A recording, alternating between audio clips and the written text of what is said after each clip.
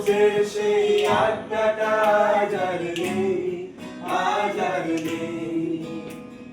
কোথায় হারিয়ে গেল সোনালি বিকেল গুলো সেই আজ আর নেই। লা লা লা লা লা লা লা লা লা লা লা লা লা লা লা।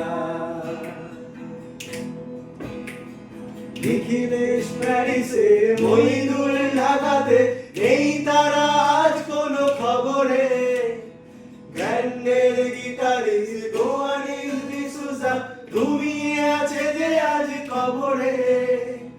কাকে যেন ভালোবেসে আঘাত পেয়েছে শেষে, ভাগ লাগা রোদে আছে রমারায়।